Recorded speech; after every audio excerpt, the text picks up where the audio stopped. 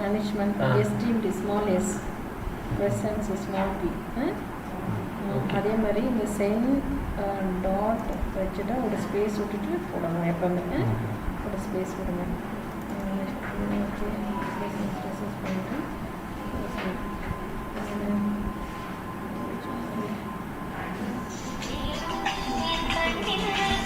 private dot pvt dot ltd dot comma அப்புறம் register எஸ்ஜேயு வேண்டாம். எஸ்ஜேயு வேண்டாம், ஃபுல் ஸ்டாப்பும் வேண்டாம், கம்மாவும் வேண்டாம். இது ஸ்மால் சொல்லிட்டு நடக்குங்க. கிளாஸ் நடக்குங்க. நீங்கள் ஃபோனை செக் பண்ணுங்க. போயிட்டு நான் sound செட்டிங்ஸ்லாம் பார்க்கலீங்களா?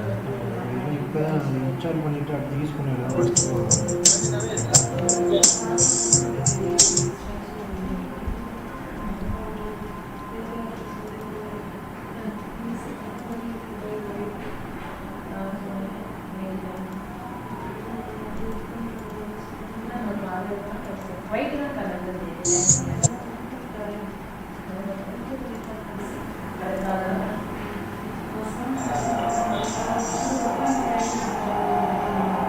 Hello,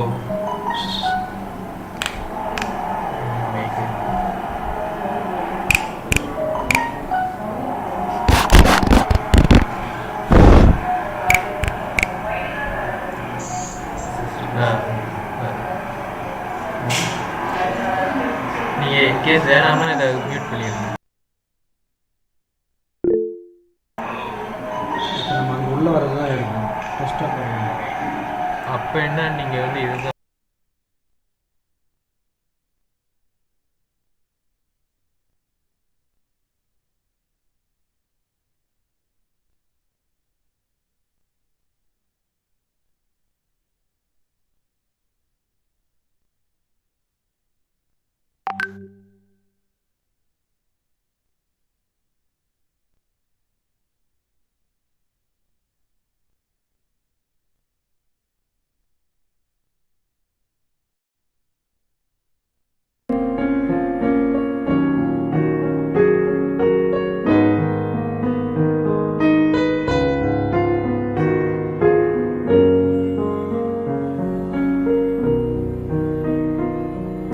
St. John chapter 8 verse 12, Jesus says, I am the light of the world. August 11th is a very joyful day as we commemorate the feast of Saint Clare, the light. Let me take this great opportunity to wish you all a very happy feast of our Mother, Saint Clare and Patroness.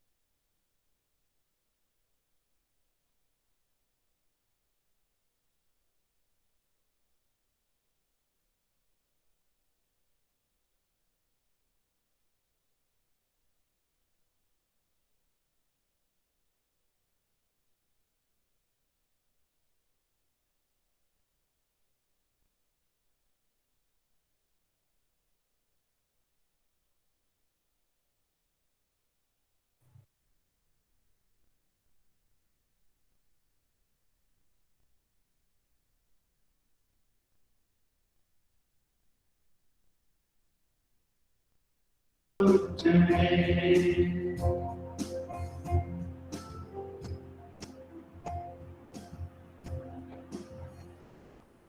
The word of God is taken from Psalm number 180, verses from 23 to 25. This is the Lord's doing. It is marvelous in our eyes. This is the day that the Lord has made. Let us rejoice and be glad in it. Save us, we beseech you, O Lord. O Lord, we beseech you, give us success. God our Father, we thank you for the gift of this day and all young people of the universe. We rejoice today on this worldwide celebration of International Youth Day for young people, reflecting on the theme of transforming food systems, youth innovation for human and planetary health. Lord God, bless our speaker of the day that she may enlighten and empower all of us. Bless all organizers of this webinar and participants from all over the world.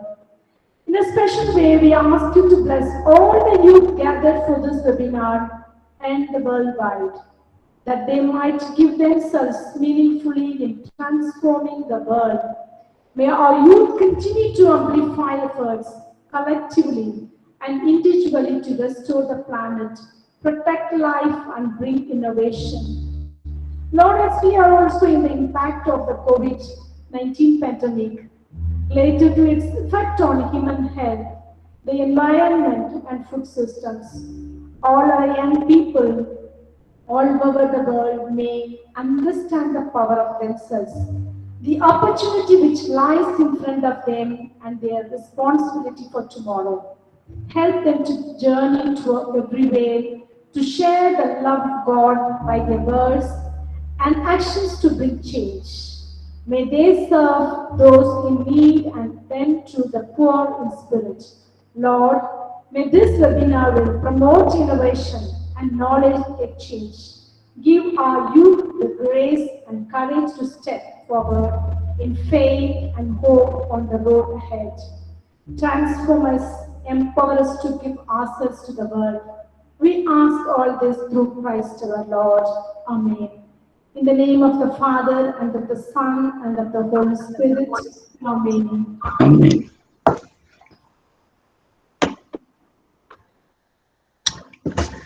Thank you, Sister Thynes and team. It's a time to welcome everyone. Once again, good morning to everyone. I like to welcome every one of you present here. A beautiful smile is the best universal welcome. It can make the day a good day easily. We are made for goodness, love, friendliness, togetherness, and we are made for all of the beautiful things that you and I know. All are welcome. Today, I would like to join with other PhD scholars, Department of Social Work, St.Joseph University, to observe International Youth Day by organizing a webinar on transforming food systems, youth innovation for human and planetary health, to highlight that the success of such a global effort will not be achieved without the meaningful participation of young people. We recognize young people, youth organizations, and youth networks around the world for their collective action during this year's International Youth Day. We want young people to be informed and make choice about their health to prepare for long and healthy lives. It has been acknowledged that there is a need for inclusive support mechanism that ensure youth continue to amplify efforts collectively and individually to restore the planet and protect life while integrating biodiversity in the transformation of food system. With these few highlights, I now welcome the great personality of Reverend Dr. J. Arulraj, Chancellor of St. Joseph University. My special welcome to the resource person, Mrs. Margaret Tentai, Quality Assurance Manager, HOD of Social Work Department, St. John the Baptist University, Malawi. We are very happy to have you in our midst on this special day of International Youth Day 2021. Welcome, ma'am. Dr. Anthonyson, the Registrar, Dean of Administration, Dean of Student Affairs, Father Savariappan, Public Relation Officer, our Supervisor, Dr. Pramodini, Assistant Professor, HOD, Department of Social Work, Sister Arul Seeley, Sister Thynas, and Mr. Jerome, the PhD scholars, all the participants from various countries, India, Zambia, Malawi, Tanzania, Papua New Guinea, South Sudan, and Central African Republic. All are welcome to take part in this event. Once again, I welcome every one of you. God bless you. Thank you.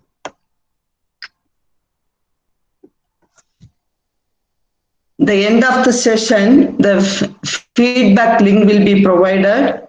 Everybody can fill the form and you will be provided e-certificate. I now invite Sister Seeley, PhD Scholar, Department of Social Work, to introduce the speaker.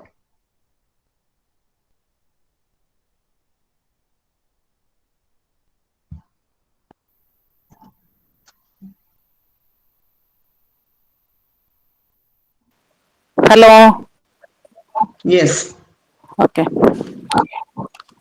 Wishing you a warm and healthy morning to make your day so special and to take part in this noble task. Mornings are bright, vibrant, and they are emit energy. On behalf of St. Joseph University, I welcome our chief guest, Margaret Tande Wale, who is a social worker and psychological counselor in DMI St. John the Baptist University, the most renowned institution functioning under the government of Malawi. She is working towards connecting young mind towards success and achievement. We are grateful to her for accepting our invitation and becoming a chief guest of today's event. Our chief guest does not require any introduction as she is a well-recognized figure in the country of Malawi. She is currently working at DMI St. John the Baptist University as a quality assurance manager and is the head of the Department of Social Work. She is a registered member of the Association for Social Workers in Malawi. She is also a member of the Mental Health Association in Malawi. Margaret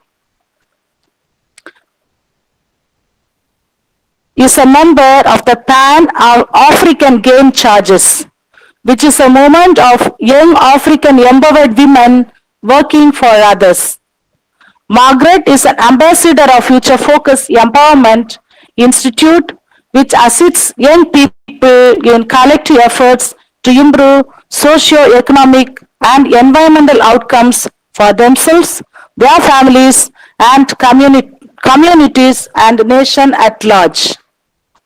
She is known for her wonderful administration and high achievements for the institution she is in charge of. Apart from this, she is a philanthropist and tender selfless service to society. She has modeled the life of students and served people with her kindness. Apart from her work in the university, Margaret works passionately in ending gender-based violence and advocating for mental health and well-being for all. The schedule of this webinar will focus on the topic of transforming food system, youth innovation for human and planetary health. It will include more issues to address the full aspects of the topic. I wish this webinar to enlighten us all and provide us with approaches to deal with the problem of tomorrow. Dear Margaret, kindly take over the floor of the day, and I wish you all the best on the behalf of our Chancellor, Vice Chancellor, institution, management, and particularly behalf of PhD scholars of St. Joseph University, Dimapur, Nagaland. Please proceed, ma'am. To everyone, one and all. Let me begin by saying that I'm very humbled to be here as the speaker this morning on this International Youth Day. I would like to begin by also wishing you all a happy Youth Day. And it's exciting for me to be among the scholars of PhD in Nagaland, in different countries, Tanzania, Malawi, Zambia, and all other social work students.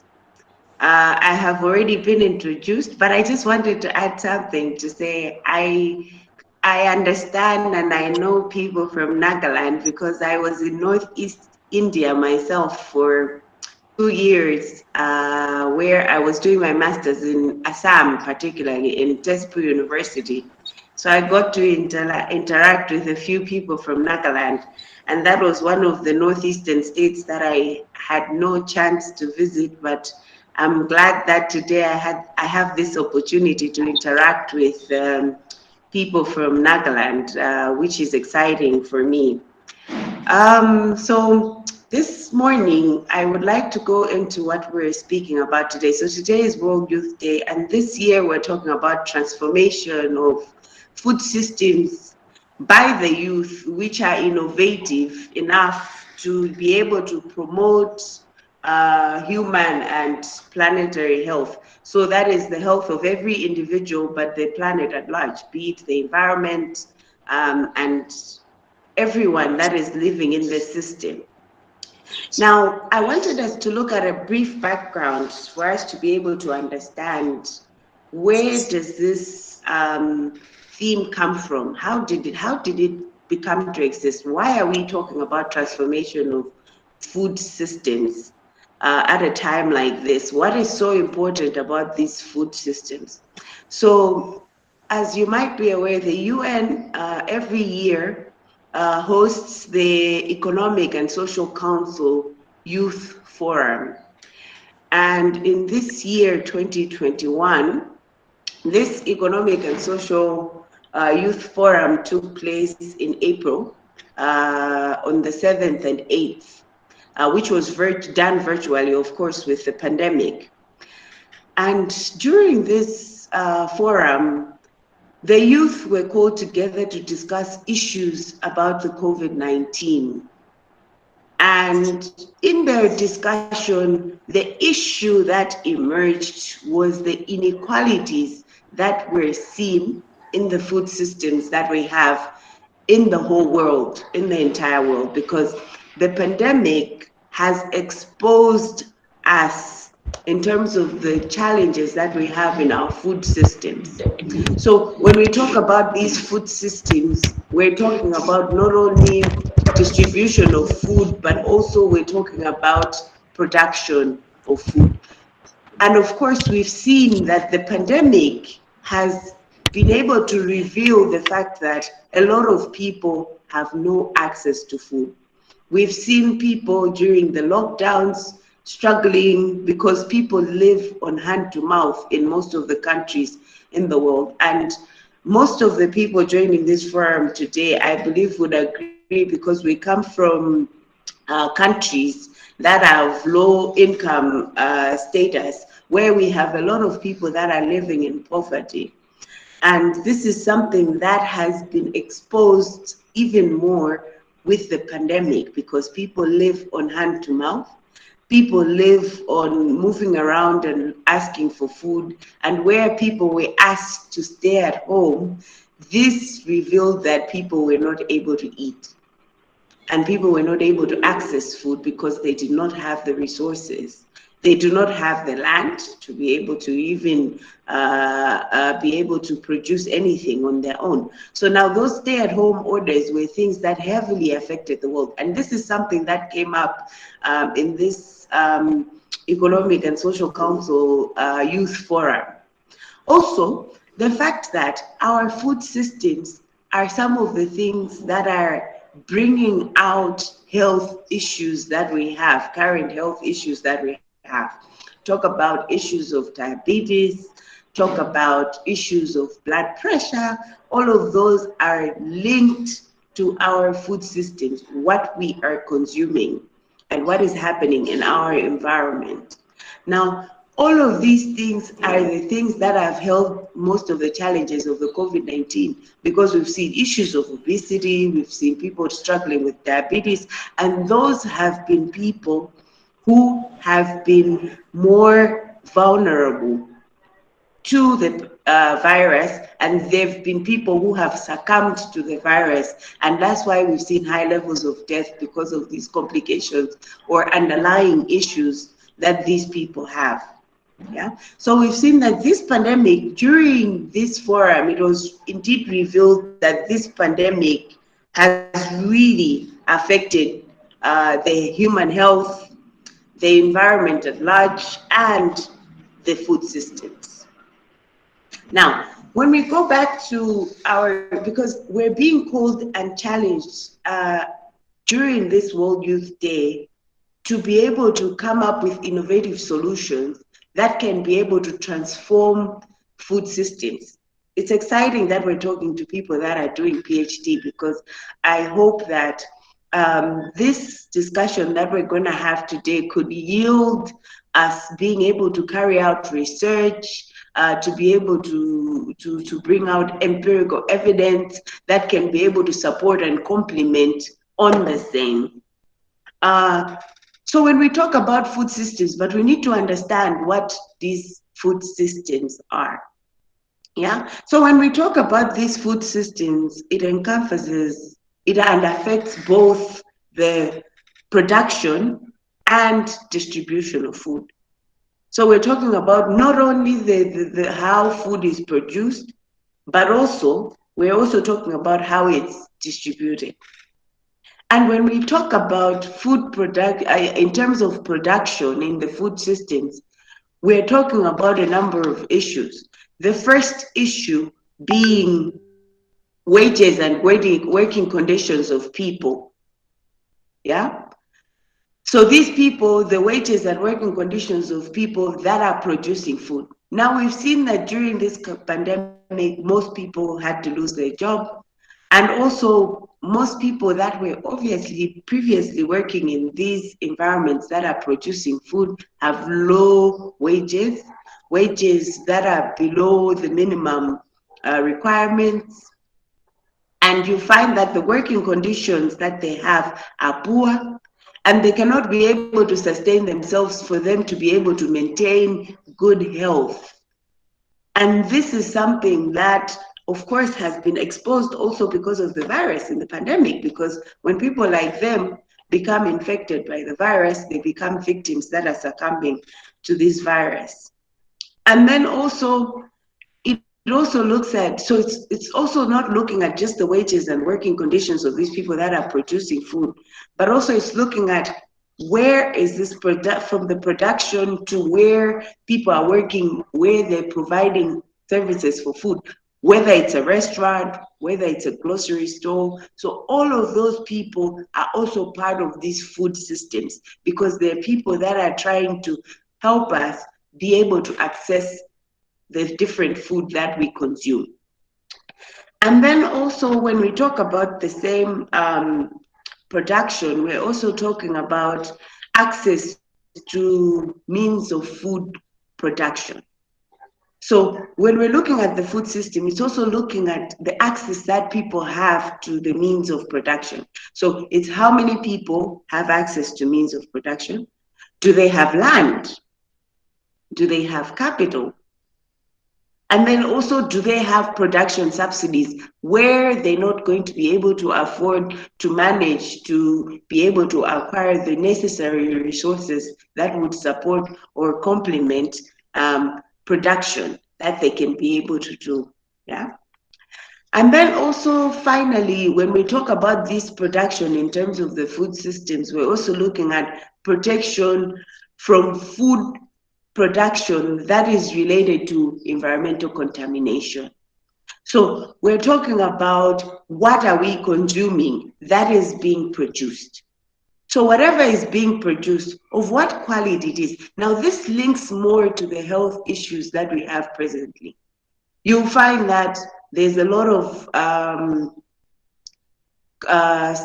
things that are contained in the food that we consume on a day-to-day basis.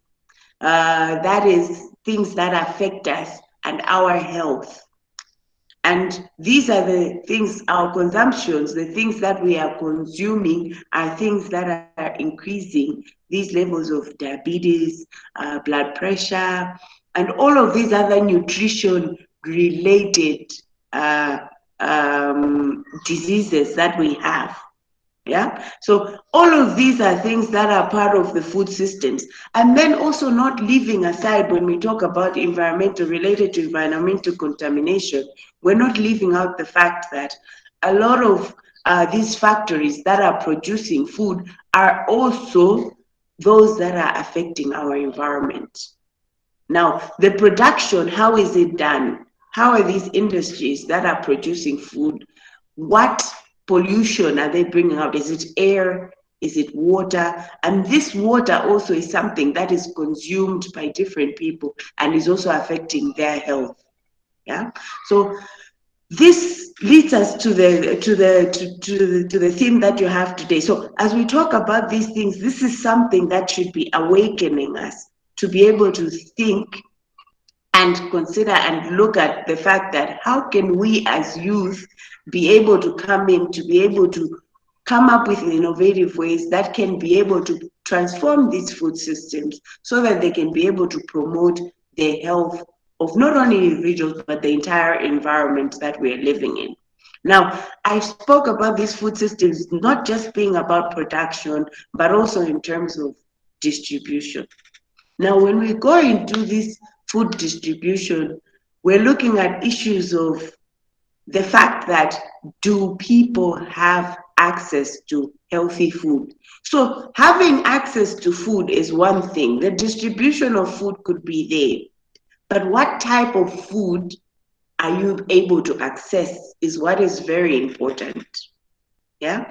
I was traveling within Malawi from a district to another, and on our way we had a breakdown just a few days ago. We had a breakdown at one of the rural communities on the road. Now, when we had stopped, I sat there. We were waiting for a mechanic to be able to come and help us. And when I sat there, I was with a lady who owned a store. So I sat beside her shop, and she had she had a child. And this child is just 6 months old, because I had asked, how old is this child? And it's just 6 months old. And it was sad for me to notice that this woman, I was there for 3 hours, but this woman rarely breastfed the child and gave this child food that, in my opinion, was unhealthy. So this was fries, chips. They went to buy some chips, fries, and give the child. And then from the store, they were taking these packets of yogurt, this locally made yogurt that they had. So they would give the child. And it was quite saddening for me, because I paid attention to this food that was given to this child. Now, these are some of the realities when we're trying to say, okay, people have access to food, but what type of food are they having access to. So these are things that they can afford. And I know, having been in India, I know that when you have food, you probably, if you have probably maybe 20 rupees, what can you get? Would you be able to access food that is healthy? Is it going to be food that is healthy, food that is going to be able to complement your nutrition, your health and your nutrition? So this food distribution is the fact that people have choices. There are people who have choices, and then there are others who do not have those choices. So for others, they're going to take what is convenient for them because of the resources that they have, which is the money that they would have. So if you come to Malawi, you find that if someone would have 100 kwacha or 200, and they would have a child, they would buy them something like gamba. So gamba would be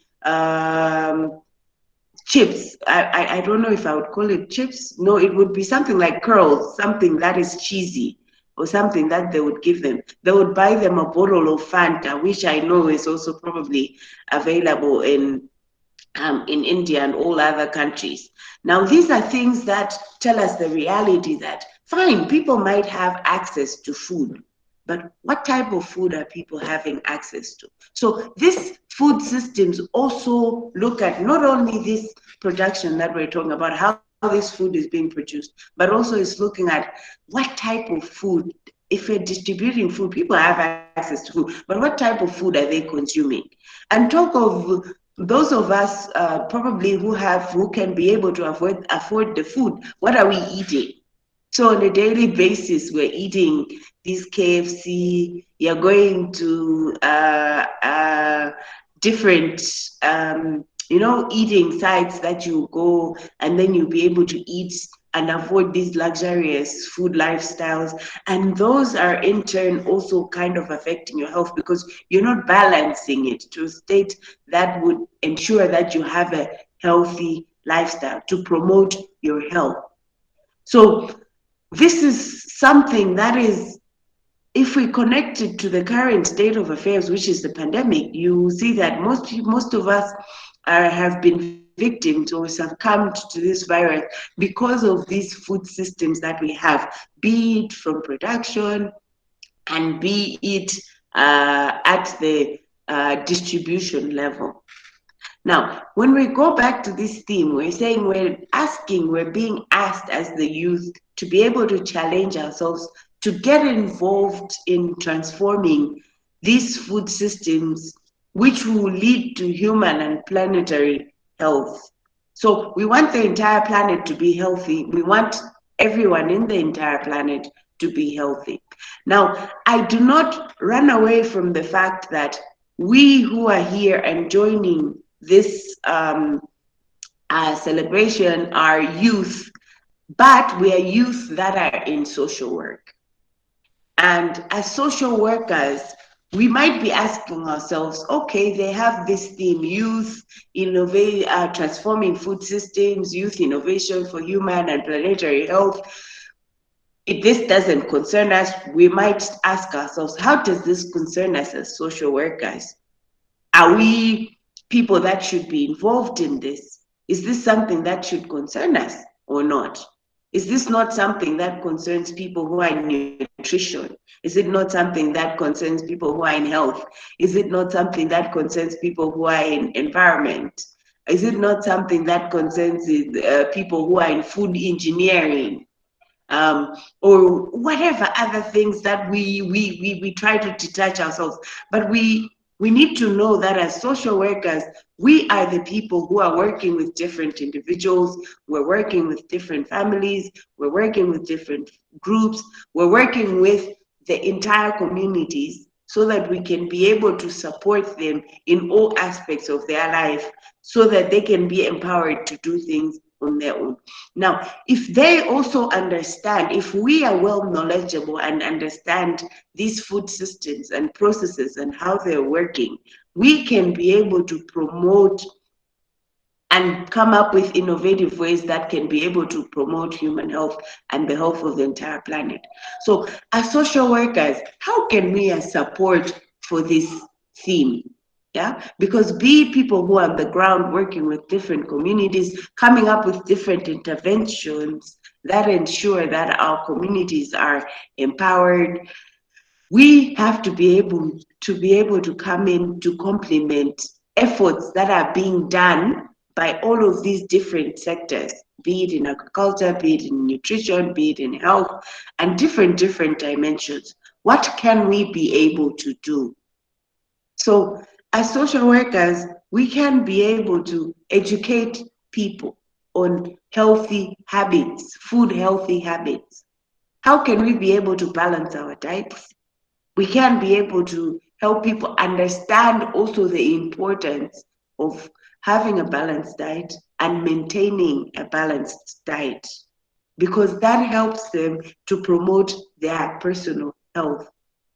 So we can be able to complement these by being able to educate people, helping people to understand, and also in line of the pandemic, being able to help people understand that the lack of that, what it leads to, and how they become more vulnerable to this pandemic. Because if we have to learn to live with the virus, we have to be able to protect ourselves and prevent ourselves. So as we do all of the 3Ws, wash hands regularly, wearing the masks, and watching our distance from people, we also need to be able to check what we're eating.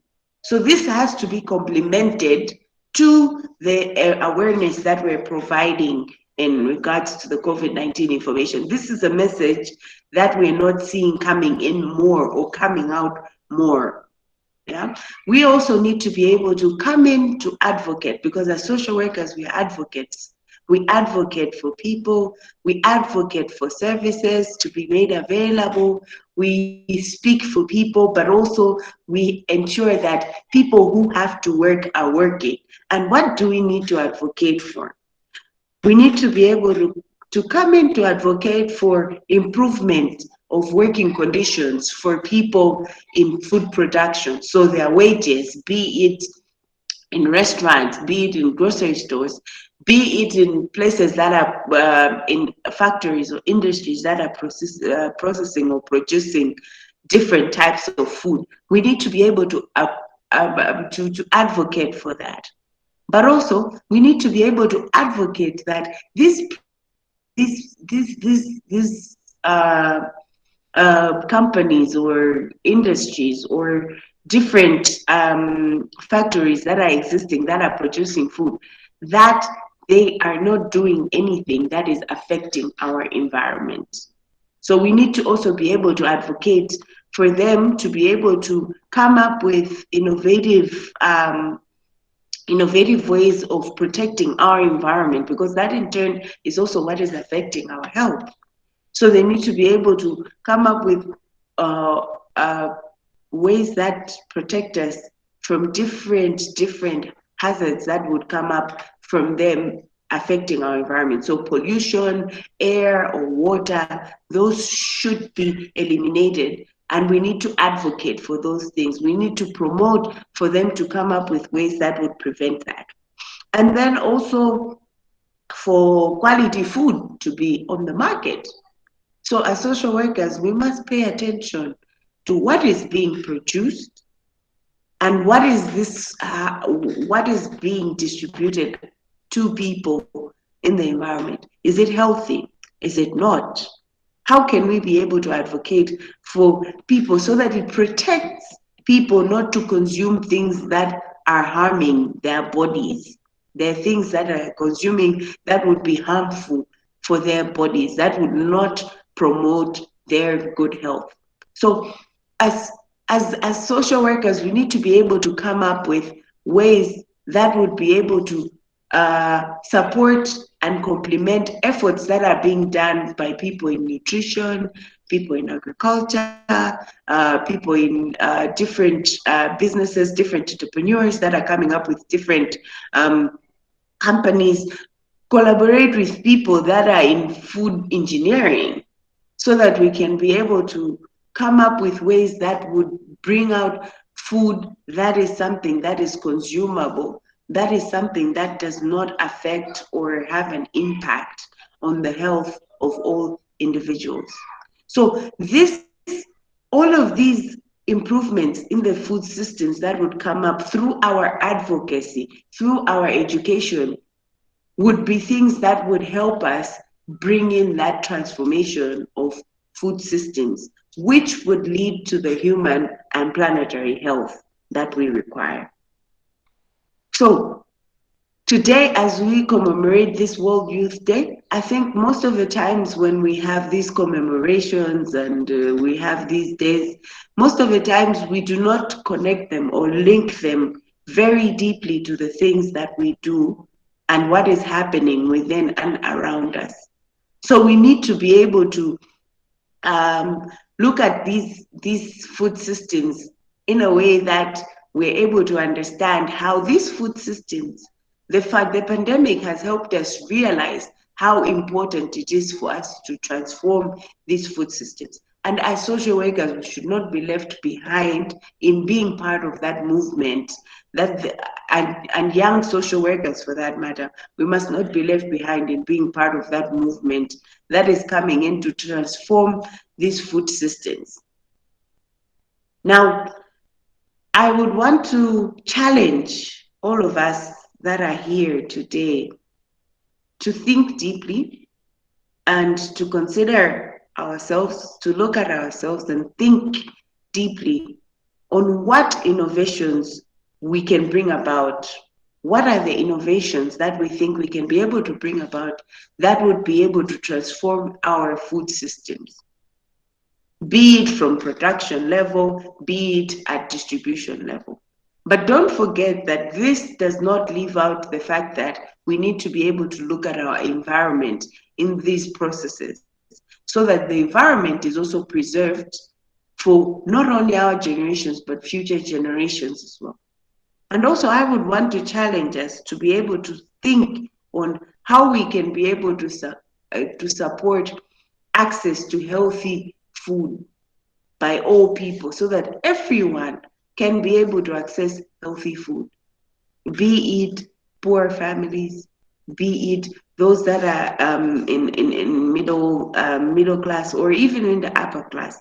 But how can people be able to access this healthy food? Because we have all of these, these restaurants and eating places that are coming in. We have these grocery stores. They're there. Everyone is able to go into those stores, but are we able to access them? There are things that are coming up, very expensive, very luxurious, but they're harmful for human health. Now, how can we be able to support so that the food that is on the market, that is there, is something that is healthy, it's consumable, it promotes good health for everyone and all individuals? So with these remarks, before I go, I don't know if the moderator would allow me, because part of my presentation today wanted to be summarized by allowing for the research scholars and other students that are here today to be able to share on what they think would be innovative ways that would be able to support the transforming, or things that would transform our food systems, which are innovative enough that would be able to promote human and planetary health. I don't know if that could be allowed, if I could ask a few people to come in to also share on what they think. Yeah, yes, ma'am, you can carry on. Thank you. Yeah. So how do we do it? Do they comment, or we can be able to allow them to open their mic? Yeah. Okay. Yeah, it can be.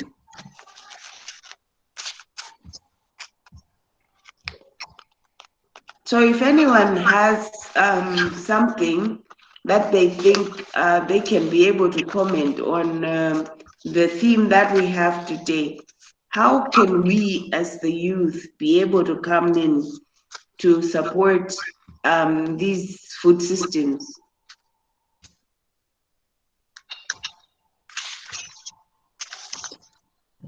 Participants, you can unmute your mic and you can say your opinion and clarification. Yeah, participants are welcome.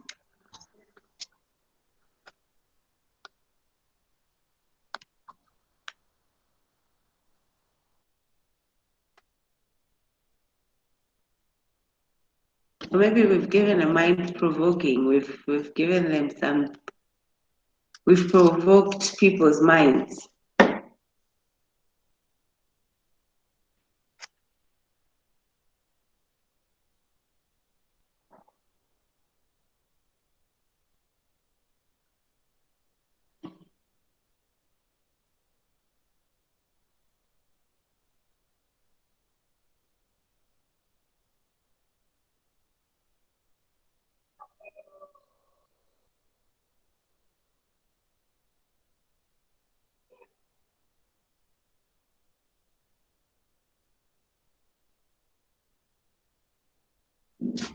Anyone who would want to share something, or you could just unmute your mic. We don't have to see you.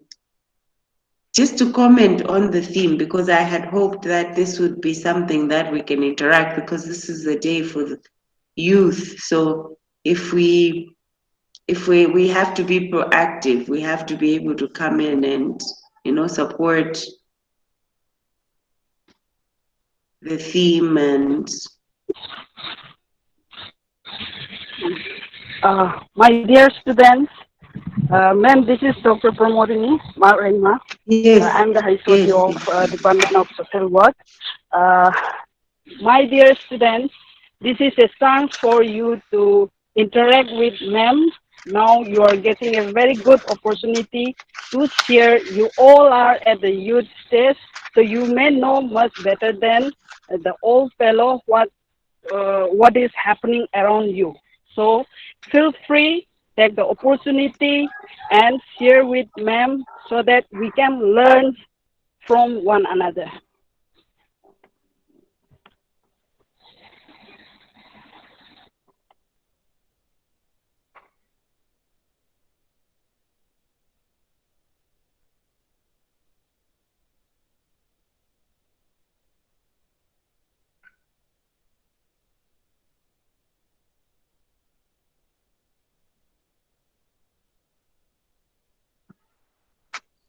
Okay.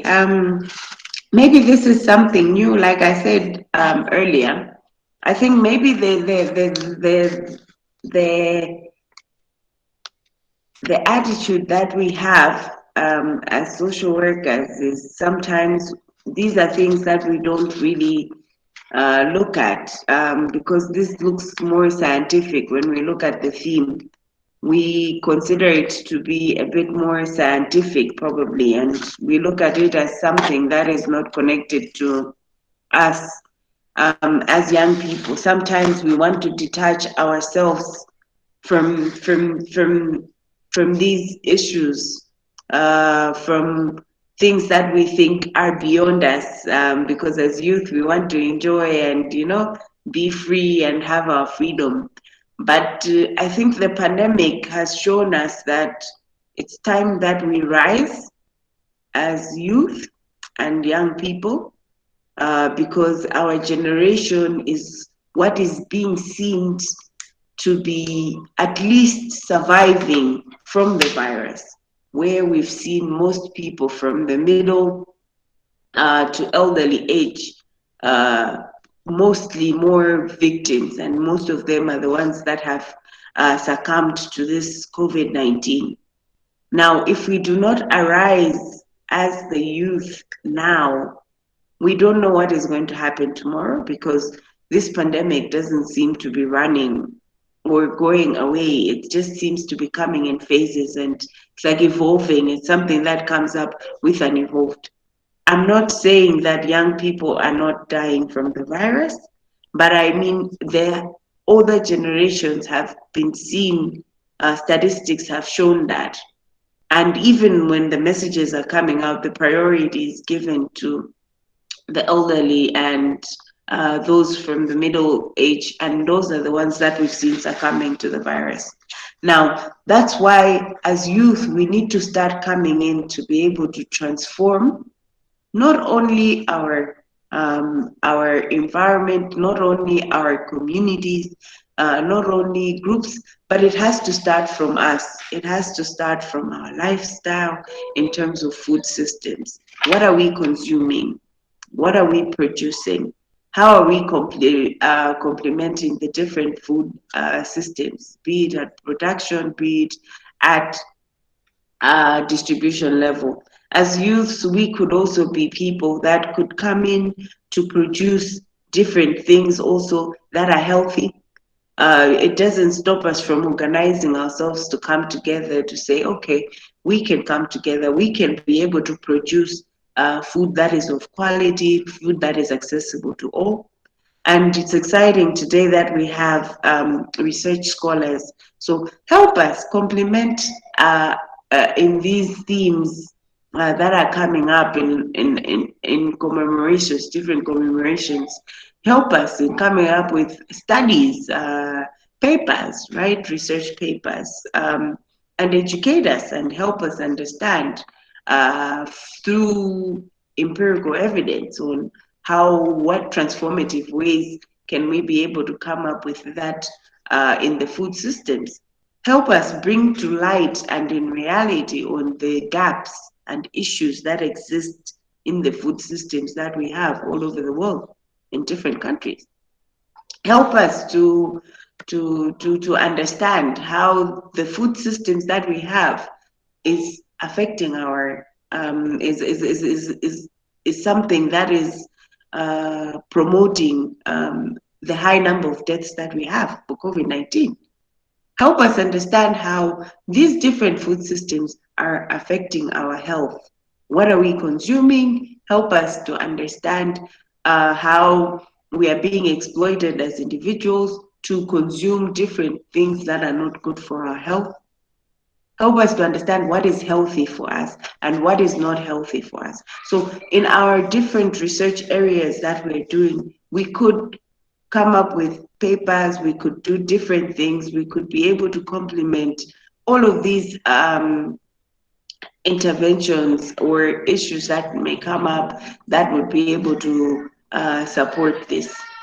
I had hoped that I would not speak so much because I love to, as a social worker, I think as social workers, I'm sure you're all well aware, we like to share and hear from people because we don't believe that we know everything. We believe in empowering people. And I had hoped that with the little that I had to share today, people would be empowered enough to think and be able to come out and share what some of the issues that they felt are relevant in line with the theme that we have this year for the World Youth Day. But I also understand that this is something that is new, we've learned, we've talked about it, but I hope that it's something that provokes or has provoked our thoughts, it's provoked our thinking, it challenges us to look at things in a different direction so that we can be able to be part of the movement, the global movement of the youth that are coming up with innovative ways to be able to promote our human and planetary health. With these few remarks, I don't know if we're having a question and answer session or... Yeah, yes, ma'am. Anybody can clarify if they have any questions and clarification. Yeah, participants are welcome. Okay.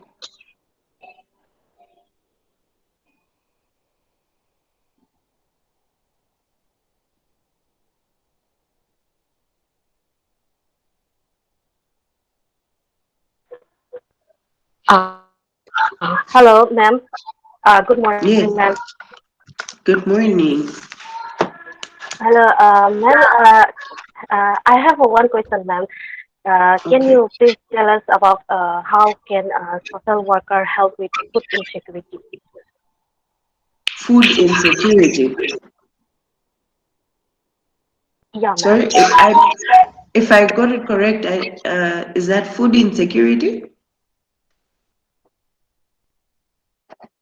Yeah, food insecurity, yeah, ma'am. Food insecurity. Yeah, ma'am. Right. Okay.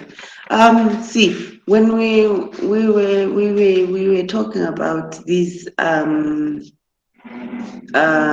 food systems, that's also part of one of the issues. Well, food insecurity is one of the issues that is there in our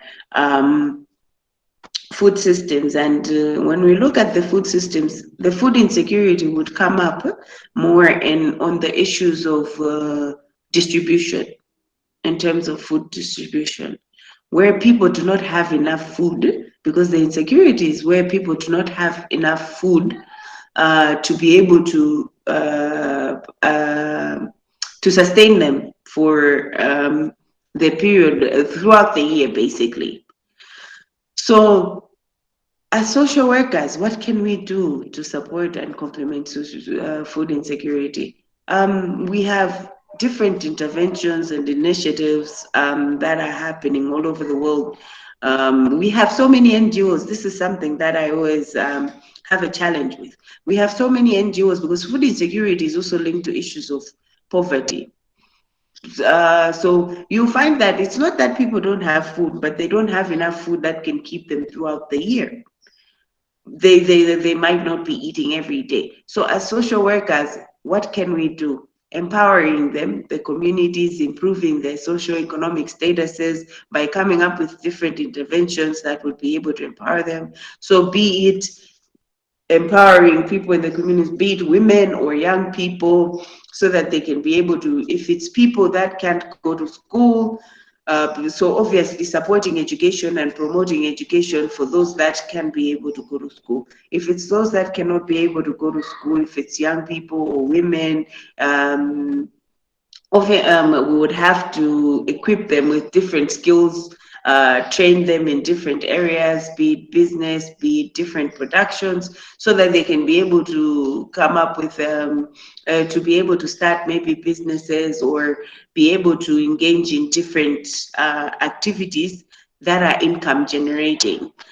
So you would be training them so that they can be able to have that food. So definitely also maybe having grants that would be able to provide loans, having people being able to access different loans that they can be able to start businesses or be able to provide for their education, so that upon completion they can be able to return it.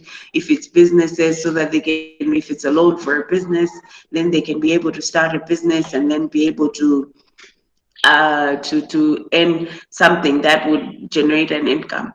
The challenge also that I see, maybe that's something that needs to awaken our minds and have us thinking, is like when we come here in Malawi, for those that communities that are actually producing, I don't know if it's the same in India, communities that are producing food for themselves, most of them who are probably farmers, you find that most of them, what happens is they have food, they were able to produce food, but what happens is that they don't consider themselves, they don't think about themselves. So you find that sometimes people in the communities would rather sell off all the production that they have and forget about what they're going to eat. So now when they have that money, you find that they consume it and they do not, at some point, they don't have anything. But it's not like they had nothing, but they had these things, but then they were not able to have it sustain them throughout the year. So those are also areas that as social workers, we need to come in to train communities to help them understand that as they're producing, they must be able to split things into the fact that what are we producing? How much have we produced? So we've been able to harvest so much. So how much of this can be able to sustain us as a family throughout the year? and then we put it aside. And what we have, which is over, is something then that we can be able to sell off and be able to bring an income. So that's where we also don't really do much intervention for training people on how they can be able to preserve food. So we need to also come in to train people in communities, how they can be able to preserve food so that it's able to sustain them for a longer period of time. I don't know if that has answered your question, Anjali. Is it Anjali? Yeah, ma'am. Now I understand. Thank you, ma'am. Thank you so much. Okay, you're welcome, Anjali. Thank you, ma'am.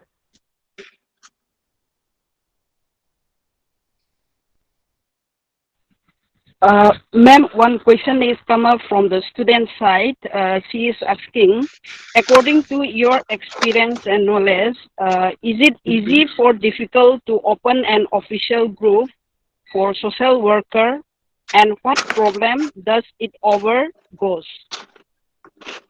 Okay, I think I see it. It's in the messages. It's in the text box, isn't it?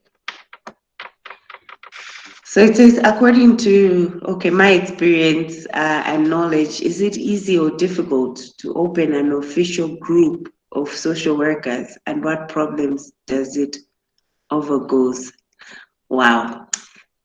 It is actually, it's a very interesting question because I'm a member of, like I said, I'm a member of, I think it was in my introduction, a member of the Association for Social Workers in Malawi. And I have noticed how it's such a struggle for the association to mobilize social workers to come in officially, so people can, because as an association, the association is a body that wants to bring all social workers together so that we can harmonize social work in different countries. I'm sure you also have an association yourselves in India. Now, to bring all of these people, see, the challenge is people that I've seen, the challenges that I've seen. So it's been very difficult. So out of probably over 500 social workers that we have in the country, you find that only almost 200 of them are affiliated to the association in terms of membership. So people would rather join, so to have an official group, people don't want official groups. People want WhatsApp groups, from my experience, what I've seen. People want WhatsApp groups where they can informally discuss issues. But to bring them to come officially to discuss, I think it's becoming a challenge because most people, I don't understand how people do not want to really be affiliated to official groups, because the official groups helps us to harmonize maybe interventions that we can come up. But I think also because I attribute it to the fact that as social workers, I think we also have a problem. We want to do individual interventions without complementing with other people. So we want to do it on our own because of issues of funding and then issues of resources that come along with doing the interventions on our own. So we divert from the value of service because we do not value the service over profit sometimes. So sometimes I also link it to issues of profit. I don't have actual evidence, but it's from my experience and knowledge, as I've said. And these are things that prevent people to be able to come in together officially to work together and actually carry out interventions, because everyone wants to do things on their own because people want to, in turn, also the credit of what you do. So I, as Margaret, want to do it on my own. I want to be seen to have done something, but I don't want that same thing to trickle down to everyone else so that we do it together. I don't know if Nizuto,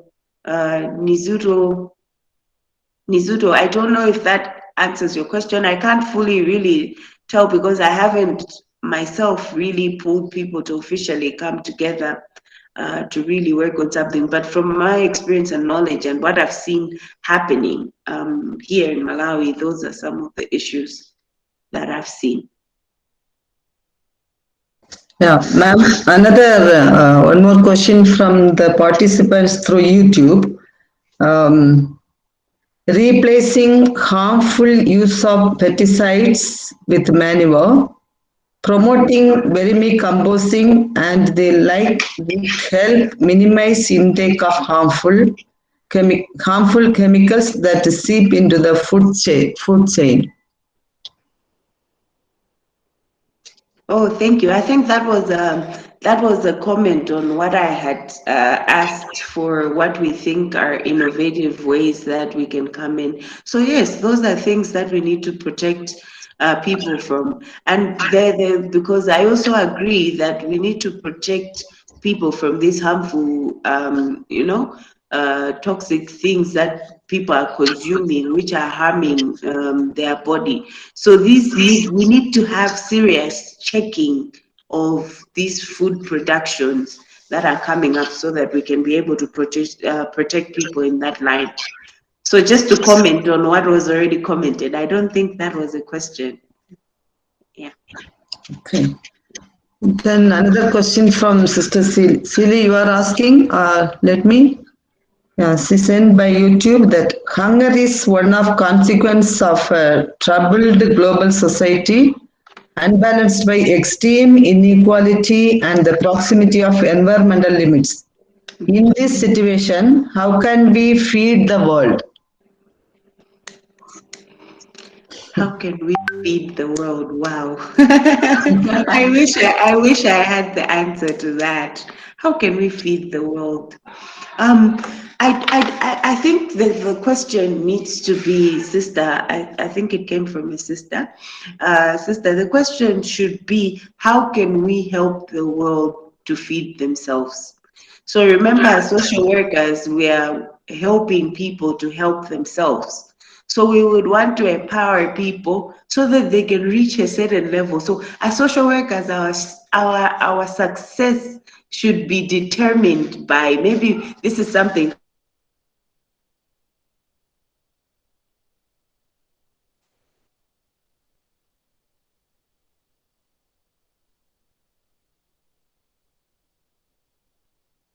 that we need to challenge ourselves as social. Apologies, I think I had lost connection. There was something. Yeah, now it's audible, ma'am. Now it's audible. Yeah. So I'm saying we need to be asking, the question we should be asking ourselves as social workers is not how can we feed the world, but I think we need to change that norm to how can we help the world to feed themselves. And our success as social workers should be determined by the number of people that we have supported or helped to be able to feed themselves. So I think in that light, that's something that I can be able to share. So we need to empower people so that they can be able to feed themselves, whether it's going to be through socioeconomic interventions. I think the other interventions that I talked about from Angeli's questions on how social workers, we can be able to support food insecurity and things like those. It trickles down to all of that. But the question, again, I specify and I highlight that should be, how can we help people to feed themselves? That brings a better direction, because we can't feed the world. We can't. We do not have enough resources, but let's equip those people with the resources that they can be able to feed themselves. Yes, ma'am. I have a clarity. I am Sister Baby from Zambia and a PhD scholar of St. Joseph University. This we see everywhere, all over the world. People are cutting the tree, but whereas I see in Zambia and Malawi, it is a big business. They are making charcoal, cutting the tree and making a business. Then how we are going to protect the planet? whether they are aware of planting more trees or something like. That's a very good question, and that's something when we talk about our environment in terms of, because that's also part of the health system and the food system in itself, because then the more we cut down trees, the more we're depleting the forest, the more we are turning into these issues of desertification, and how are we able to go have land that we can be able to produce it? So awareness, very minimal. We do not have much awareness. If I talk of in the sake of Malawi, yes, people talk about it, but I don't think it's something that is a priority. So I think it's a matter of also our priorities, the priorities of our governments. Now, I always say this. These are issues that are really, really, really, really pertinent, and they're issues that are really, really, really affecting people and communities. But the challenge is you have a lot of people that are living in poverty in countries like ours, be it in Zambia, be it in Malawi. There are a lot of people that are living in poverty. Now, for you to tell someone that's living in poverty about their environment and issues of their environment, when that same tree, about a tree, not cutting down a tree, when that same tree is something that is helping them to have something in their stomach, is quite difficult. So, in my opinion, I think we can talk about all of this all we want, but if people are hungry, and this is something that is serving their interest and purpose to be able to support them on the day-to-day basis, it's a livelihood that they have, then it's very difficult for us to be able to change them, to be able to divert from that. So we need to be able to also promote alternatives that should be there. I know in Malawi there are a few people that are promoting use of issues, briquettes that are made of papers. I also support very much. I collect papers and I drop at. There's a hospital at here in Malawi in the central region. We've got a hospital and they have these briquette making machines where they transform papers into briquettes, which are bricks that they use for cooking, which is like an alternative means of cooking. So these are also things that we need to also consider. So where people don't have alternatives that are coming in, then obviously people will continue to use the same thing. And number two is the issues of poverty. This is something that is earning them a living, and it's something that is sustaining them. And it's very difficult to change the mindset unless we provide these alternatives and we deal with the issues of poverty and hunger. So the moment we deal with those issues is when we can successfully, probably to a certain extent, migrate and work with dealing with some of these other issues that are concerning people in countries like ours. I don't know if that answers your question, sister. Yeah. Yes, ma'am. Yeah. Yeah, that is the survival of the people. But the thing is, we need to educate the people to planting the trees and protecting the earth, and that is also main role of the social workers. Yes, I agree. Yeah. Then another questions from participants from Malawi. How can we protect and restore natural ecosystem? How can we protect and restore Restores natural ecosystem. the natural ecosystems that we have? Okay. Protect and see. I always sorry. Someone has their mic on. Yeah, Sister Tynus, you can mute your mic. Okay. Yes. So how we can be able to restore the natural ecosystems? I think sometimes we look at the systems we look at technology, I should say, not the systems, but technology as being something that is helpful and beneficial.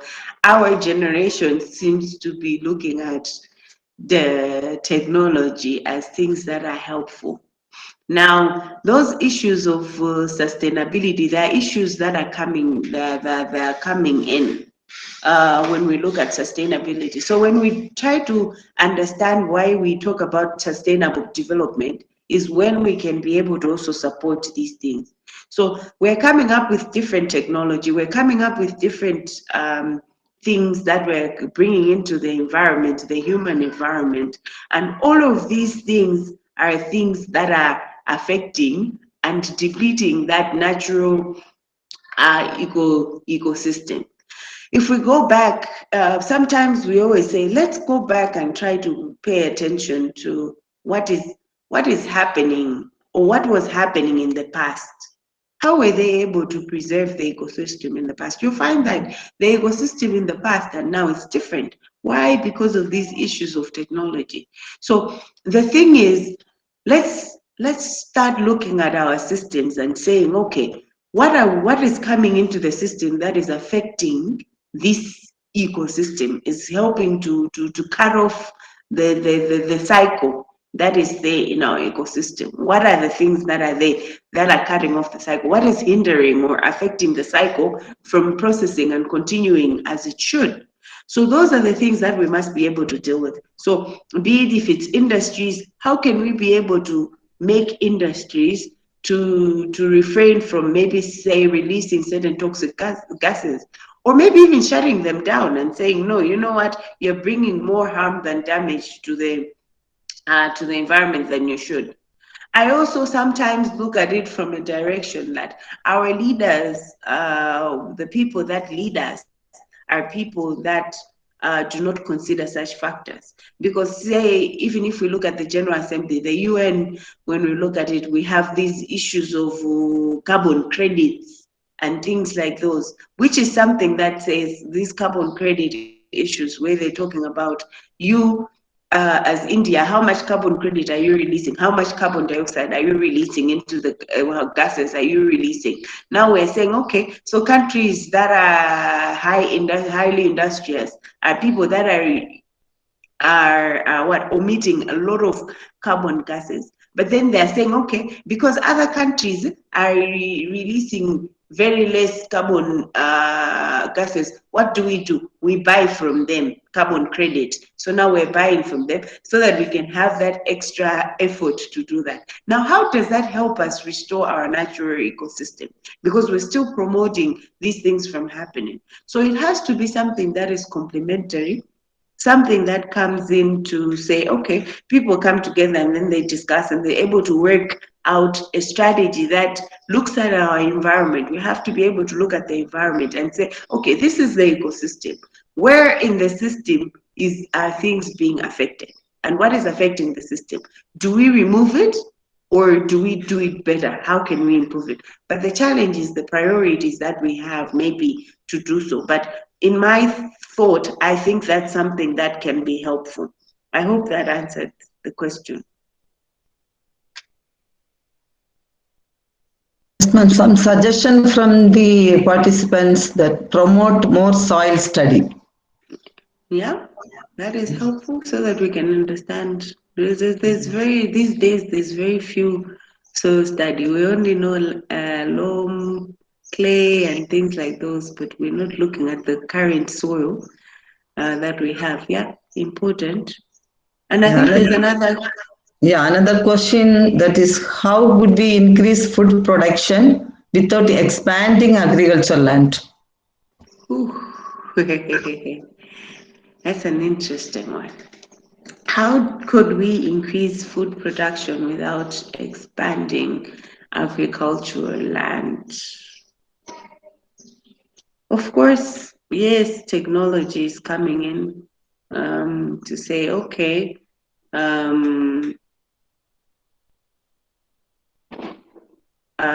there are people actually producing food in factories. But the problem is, the challenge that's coming in is now the compromise of that quality of the food, which are issues that we're talking about here in terms of food systems and how they're affected. What I could say maybe is something we could consider promoting small-scale agriculture. Say maybe at household level, to say, okay, you guys have how much land? This small part. Why can't you indulge in growing certain things? Just a few things that could be added and complement to whatever else you would have to purchase. So it would be things like that. So you don't need so much more agricultural land, but promoting so that people, at individual household level, can be able to produce different things that they can be able to consume. But also probably, yes, accepting for technology to come in for some of these other food to be produced in industries, but with proper checking systems so that we can be able to produce things that are healthy enough and fit enough for consumption, things that are not harmful for the human body or for individuals. I think on that's what I can share in my opinion.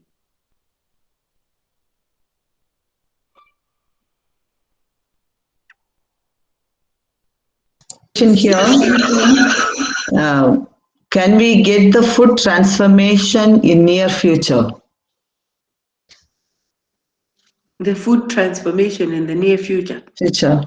Yeah, we can. We can, as long as we are passionate and commit to it. If we can be passionate and we commit to it and we try to work on it, because see, like I've said, as the young people that are there now, we in the next few years, because of even the pandemic, how it's how it's running and how a lot of people from the other generations, the adults are, we're losing a lot of people that are influential. We could be able to hold influential positions in the near future.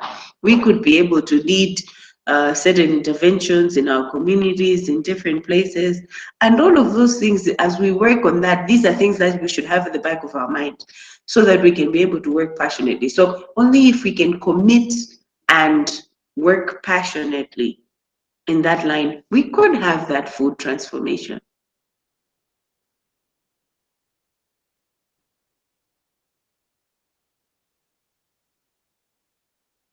Another question.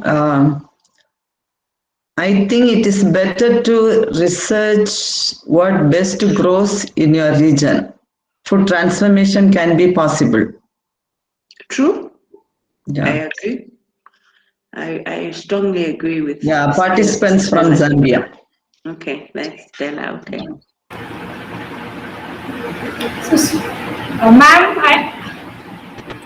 Ma'am, good morning. I'm Mr. Tynus, the research scholar of St. Joseph University. I have a question. Okay. As a social worker, how shall we promote health system while poverty is prominent in many, either in India or any other African countries? The poverty is also one side is very much prominent, and the health system also is becoming worse than worse. As social worker, how we can promote and in what way we can extend our support to the public? Yeah, I know very well that as social workers we are not health workers, so definitely we cannot support by providing diagnosis and medical interventions directly. No, we can't. But mental health, yes, because health is not just about physical health, but also mental health. We can also, because in Africa, also one of the areas of health that is dwindling and something that is not promoted or being actively, most of the interventions, we don't see much interventions in the area of mental health. So yes, as social workers, we could also come in to complement health systems by providing mental health support. Because I think some of the issues that come up is that people go into the health system, these same dwindling health systems, and some of the health conditions that people have in countries in Africa are also linked to mental health.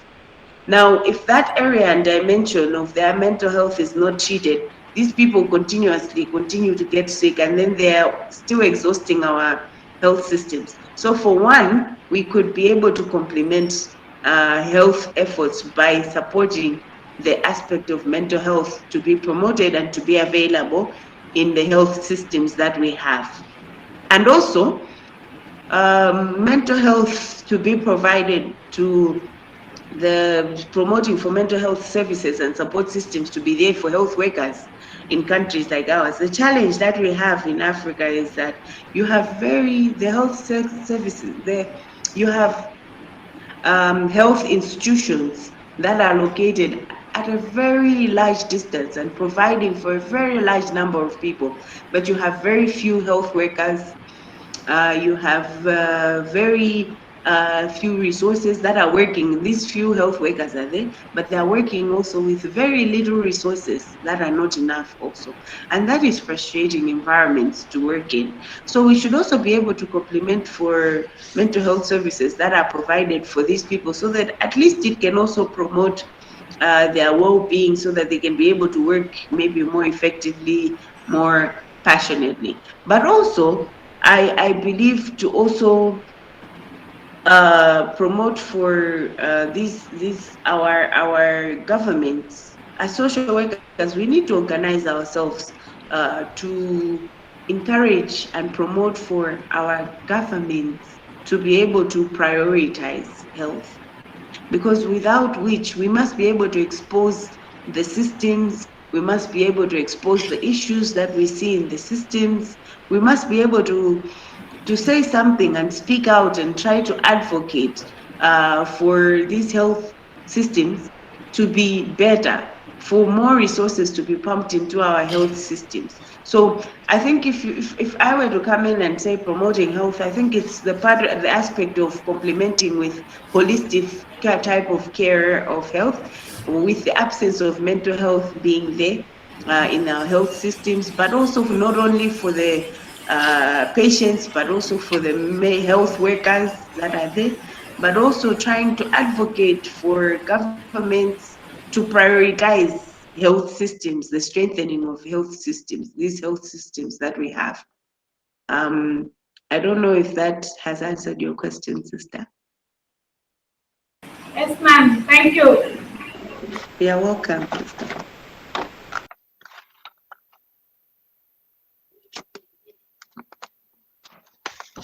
I think one more question, how to feed the world without destroying the planet? How to feed the world without destroying the planet. Again, feeding the world. Okay, so I think this would do more. This would reflect on the production, food production. So, in terms of production, how are we producing our food in different places? So we need to be able to look at the production processes. How are they working? So the land use practices that we have, how are we preserving our land so that it can be fertile enough so that we can be able to produce food for the next cycle? And is the food still going to be able to grow effectively? We need to also be looking at the factories that we're having that are producing food.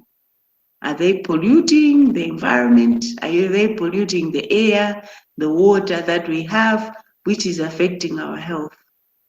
So, doing so, we must be able to do it with a consideration to the implications that it has. So we have to be conscious. So how to feed the world without destroying the planet? We must be conscious on the means of production that we are using. Is it harmful to either the environment, to the individuals that are living in the environment? So that conscious, when we have that conscious and that check, and we must have systems in place that check these things. So when we have those in place, then we will be able to preserve our planet. I think that's I hope that answers your question. Ma'am, one more question from the YouTube link. Poverty is a vicious cycle and brings with it many other problems. Which area do we focus on first, or should be given more importance to help people? Sorry, I didn't get the Yeah. the question at the beginning. I missed the beginning of the question. Sorry. Poverty is a vicious cycle and brings within it many other problems. So in that way, which area do we focus on first? Or should be given more importance to help people? Okay. Yes, I agree. Poverty is one of the issues. It's a stem. It's like a root cause for so many other problems that we see around us, creating so many issues that we have around us. Now, what should be our main area? What should we start with to deal with that? It depends on where you are and what you are doing. So if you have to come to places like what can we do? I feel like social welfare, because our country, like for instance, I always say Malawi is a welfare state. Now, putting the welfare of people at heart has to be by improving their lives. So it has to start with the areas that I would recommend to start with is ensuring that people have a certain level of income, they're indulged in income generating activity. So every household has a certain substantial amount of income that they can be able to acquire, which would support for them to be able to acquire enough food, or it would pull them out of that poverty level. But also increasing issues of wages, there's exploitation. So when people are poor, people are willing to just get any jobs. So in the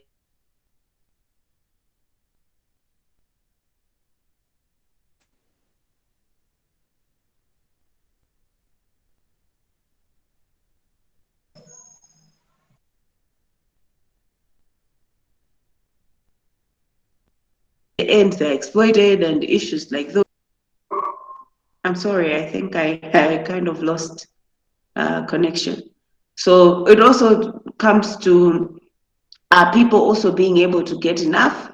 How much are they earning? Are they being exploited on wages? Because those are also some of the things that promote issues of poverty. So if I was highlighting areas of things like those, you would be looking at, of course, improving so that people can be able to have a certain source of income, but also improving systems so that people can be able to access employment and the type of employment that they have, unemployment areas, how much money are they getting, are they being exploited or not, and yeah, what have you. So for me, those would be some of the areas that I would be looking at if I was to prioritize issues of overcoming this vicious cycle of poverty. Yes, ma'am. Another question. Do you think that people lack and shallow knowledge of the calorific and nutritional values of what they are consuming is a contributor to health issue, and that literacy is indirectly a contributor to health issue? I agree totally.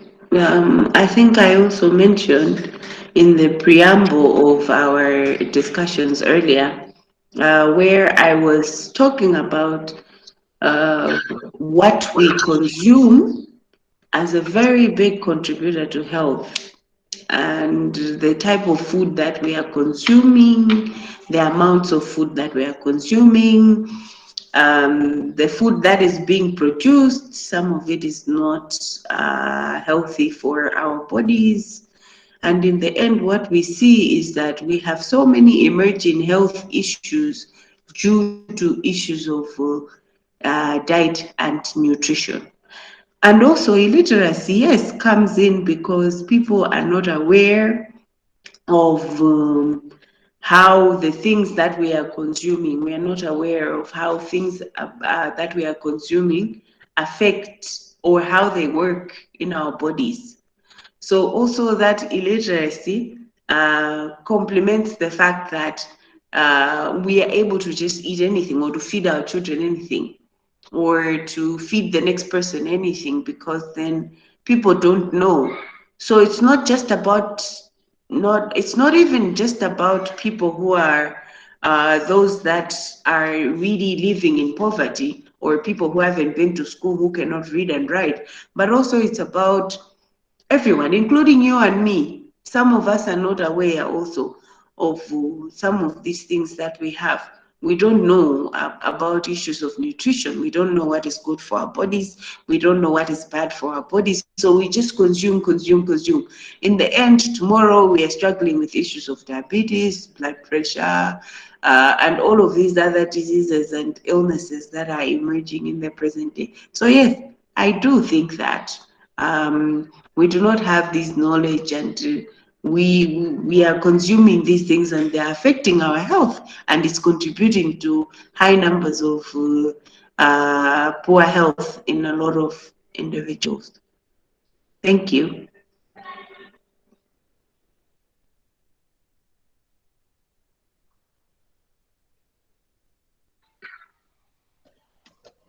I think the questions, yeah, it's fine. No other more questions here. Okay. Yeah, we thank the participants that more questions they raised. Yes. And ma'am, you also responded well. Thank you. No, the questions were very, very mind-provoking, and it shows that people are thinking, and it shows that we will have innovative youth that are coming up for better health, and not only for humans but for also the entire planet. And yes, improvement in the food systems that we have currently. So this provokes discussions that open up to those things, issues being addressed.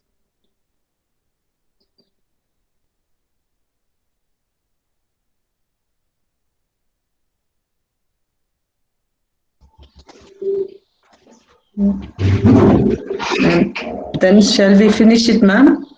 Sure. No questions are there. Yeah.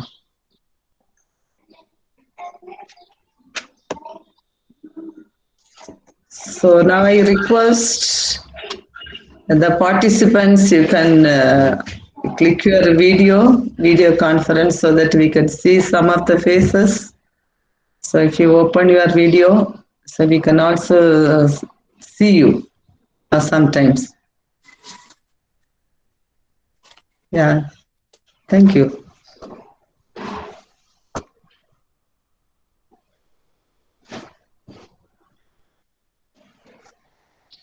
So now I would like to invite Mr. Jerome, PhD scholar, Department of Social Work, to give the vote of thanks.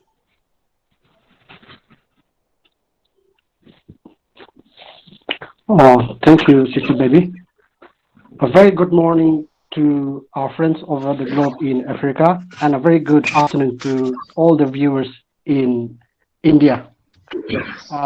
It is a great honor and privilege to propose the vote of thanks on behalf of the organizing community. Let me thank first the Almighty God for giving us or for guiding us through this webinar process. First and foremost, I would like to extend my gratitude to Mrs. Margaret Tende Malawi, Quality Assurance Manager, Head of Social Work Department, St. John the Baptist University, Malawi, for gratefully accepting our invitation to propose or to come and give the talk on the theme of the World International Youth Day. Ma'am, it was a privilege listening to your lecture. It was a privilege. It was inciting, as well as it was motivating listening to you. your assurance on the need to have a healthy diet, the need to have a healthy food will enrich us, and we hope that by in the coming future, we as young generation will work towards this having a healthy diet for the world.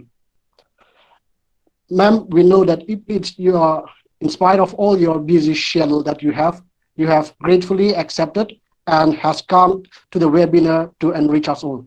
Not only your talks, but your insightful thoughts in answering our questions that were raised has been a great blessing. A big thank you to you, ma'am, once again, for all the help that you have rendered to us in organizing this webinar. I would also like to extend my gratitude to the Department of Social Work, the HODs, Dr. Pramodini Markrema, and her colleagues, staff members of Social Work Department, for allowing us or for giving us the opportunity to organize this webinar.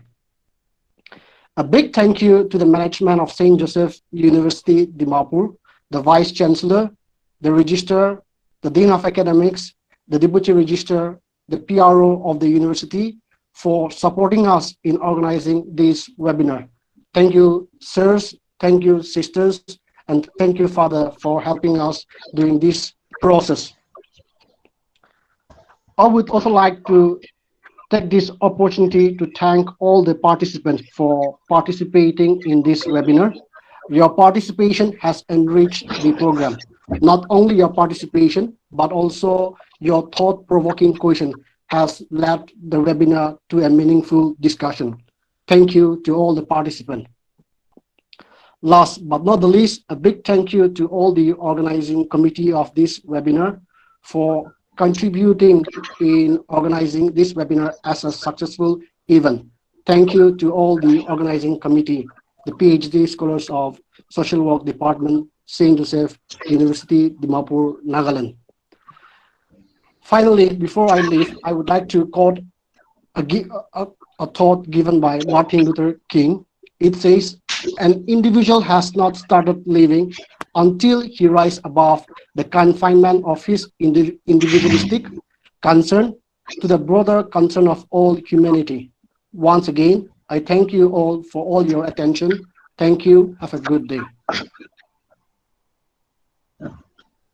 Yeah, thank you, Mr. Jerome.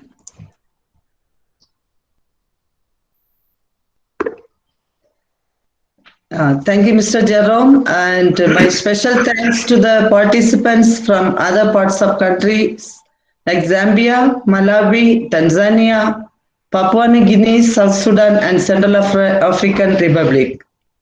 Though it's a different times, you are all with us. Thank you once again. Now, finally, benediction by Father Savariappan, Public Relation Officer, St. Joseph University, Nagaland. Give thanks in all circumstances. God, a loving Father, we thank you for this day. Thank you for this hour. Thank you for this success of international webinar. As we prepare to conclude this international webinar on transforming food system youth innovation for human and planetary health, we once again lift up our hearts to you. Our hearts praise you for your utmost wisdom in granting a solution to the challenges offered. Thank you for your amazing word and for this opportunity to learn more about it. Help us now to carry this knowledge in our minds. May it deeply impact our hearts, our relationships, our food systems, and our lives. Help us to be more responsible as a social worker. Lord, continue to bless all of us, be with us and guide us. We make this prayer through Christ our Lord. Amen.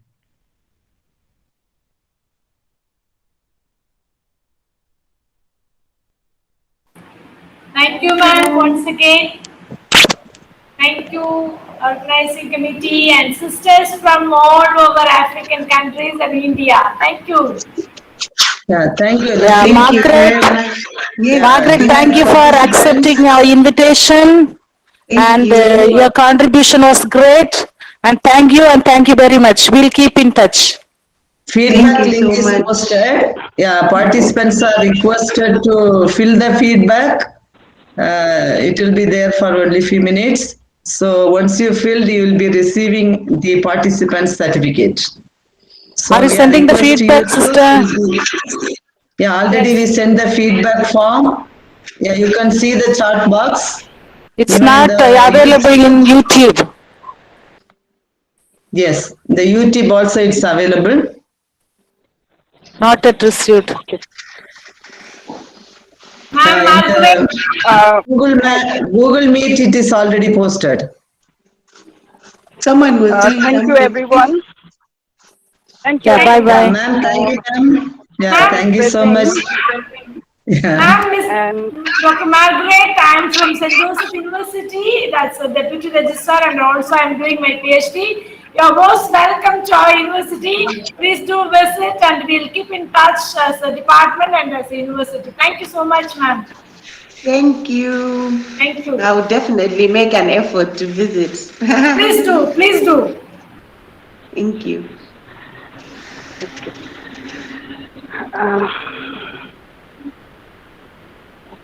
uh, thank you, everyone, for participating, especially our speakers. Before I was not able to say anything, but now I'll take opportunity to thanks to our speaker.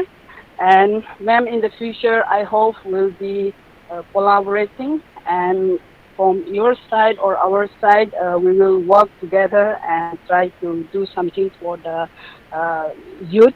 So that is the things which I learned from your speech. And once again, I would like to thanks to my PhD scholar who are organizing such a wonderful program. And at the same time, I would like to thanks to all the participants from different countries. And because of participants, today's program is success. So everyone, thank you once again.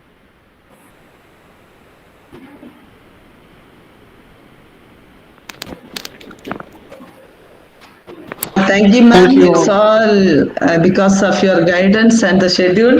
So we come to a success.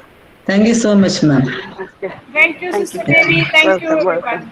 everyone. Yeah. Thank you all PhD scholars. Ma'am, Ma'am, thank thank you. you very much, ma'am. Thank you, Special ma'am. Thank thanks to you. ma'am. And all the department brothers who sang well. And Father Savariyappan for Yeah, recording in yeah. the YouTube. Thank you very much, ma'am. Sisters, Yeah, thank always you all early morning brothers. you Yeah, are you were sitting. sang Yeah. well. Yes. You can Brothers, fill the thank you. feedback. Yeah. My dear students, we were in this group till now. You can fill up the form using the link which we have forward in the chat box. After filling up the form only, you'll be getting the e-certificate. So we'll be sending to you by today evening or tomorrow. Thank you, ma'am.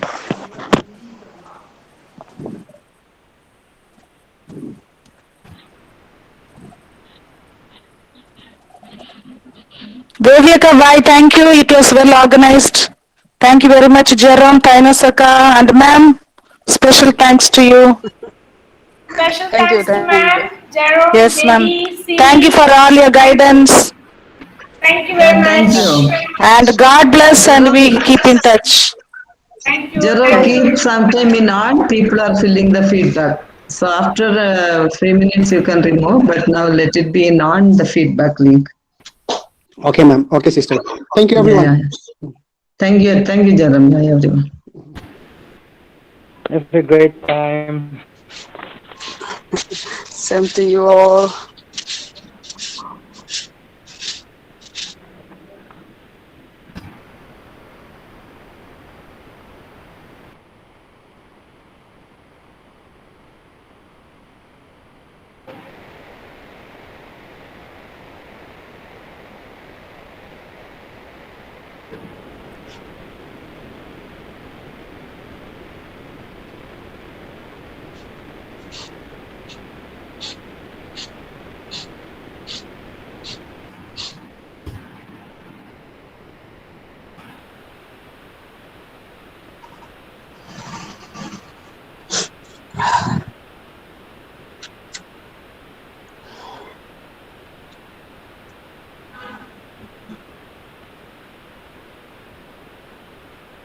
Ma'am, you can mute your mic.